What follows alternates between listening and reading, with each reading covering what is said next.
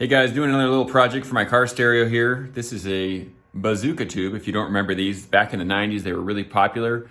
And they haven't had a revival, but for me, I've always loved them. I like them because they fit really well in the corner of the bottom of your truck seat if you have a compact or even a full-size pickup and you want to retain your tool space. Bazookas are great. And this thing held up just fine. It sounded great with my stock stereo, but I recently upgraded my stock stereo and I could tell this was kind of downgrading the sound quality because it just wasn't quite as tight as I'd like it to be, so it was kind of muddying up the middle notes. And so I have a modification in store. Instead of doing a big box system, because I don't want to take up that storage space, this fits nice in the corner, I'm going to disassemble this bad boy and I'm going to basically hack it so that it fits a super premium subwoofer from JL Audio. We're going to go with a 6W3 version 4 and a 250 watt RMS 2 ohm amp. Dedicated mono amp from JL Audio as well, and that'll be separate from the tube, so I have some work to do. I need to take this apart. I'm also going to add some sound dampening and some terminals in the back, so stay tuned and we'll have some fun.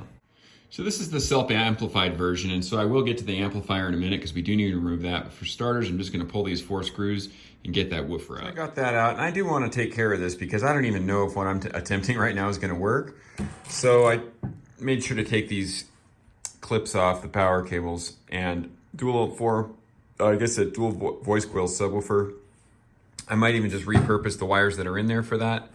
And I can see right off the bat, look at this was starting to get brittle.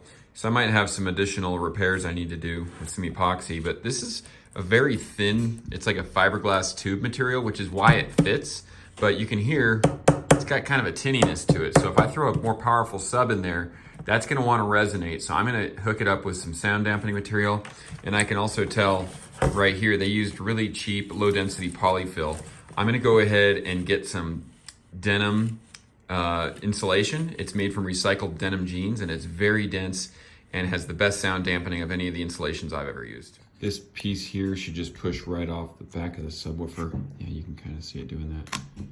And then that can be put on the new one. Hopefully they're sized equally enough. Okay, so for the amp, I guess I'm just going to start with pulling these screws out. There you have it, folks.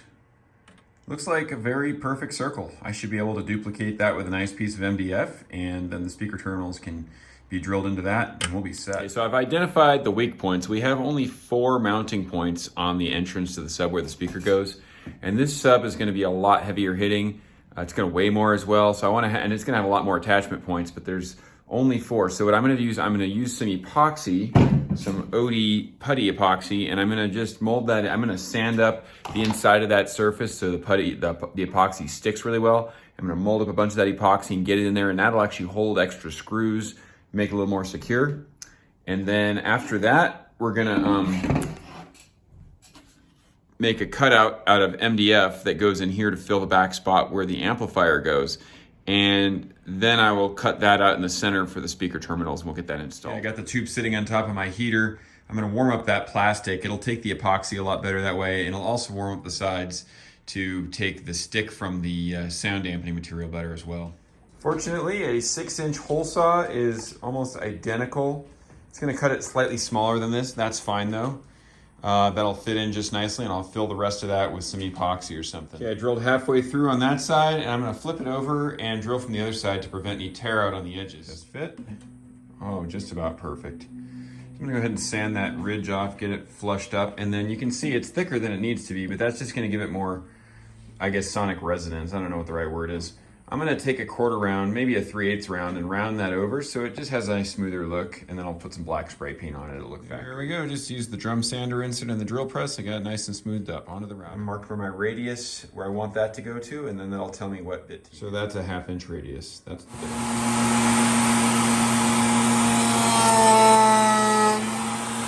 Perfect fit. Now it's time to cut a hole here for the speaker terminals. Cutout for this is like just under 2 3/4 inch, so I got my hole saw set up for that. We're gonna get that going. The part comes tomorrow, so at least this will be ready when it shows up. I got the back clamp to the amp so I can use those holes to pilot the new holes and get them lined up. Rookie mistake, look at that. Forgot to put something behind there when I was drilling on those 2 on the right, but that's what epoxy putty's for, so I may as well do that while I do the repairs and the reinforcement on the tube. Okay, you got the epoxy on there inside there, and that's going to reinforce the connection of this plate to the tube, and it's also going to give me more screw down points. I'll just have to tap it before I screw them in on the new subwoofer. Okay, that's what we're going to line the inside of the tub with. This is just a window flashing. It's waterproofing treatment, but it's the same stuff as a lot of the sound dampening material that costs, I don't know, 10 times more. This whole entire roll, which weighs several pounds, costs 20 bucks. And so I'm using, I don't know, probably I think 2/3 of a roll I got cut already over here. That's going in there. I'm gonna double layer it. It's gonna be about 1/8 of an inch thick, and that is more than enough to do the job. I also put one entire roll of this inside each door of the car on all the flat panels of the sheet metal, and it makes a tremendous improvement in the sound quality. Okay, you got the first one in there. I'm just gonna lay 3 more in there, and we should have done this little sound test before and after, but you can still tell, even with 3/4 of it, this side here that is only, and I've only done 1 sheet, I'm gonna do 2, but check it out. Versus just kind of a higher pitched sound. So this, and that's gonna be even deeper once I put another layer in there. You got this all set. You can see the epoxy there, sanded down nice and smooth. Won't even notice it once we spray it, but let's get that going.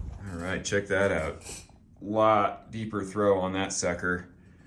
I'm really looking forward to how this thing's gonna sound comparatively. Just looking at it, it should be a lot nicer. Doing a little test fit, that fits in there perfect. The corner, the crossways holes fit perfect. This used to go on top of the old one, and that's just not gonna happen. But coincidentally, which is really nice, the old Bazooka speaker grill settles right in really nicely in there, so I can reuse that to protect the woofer. And all right, let's get this bad boy wired up. Okay, I'm gonna run this copper wire into these terminal clips to get onto the subwoofer there, and the other end goes to the exterior inputs. I'm gonna solder directly to those. The less moving parts, I think, the better.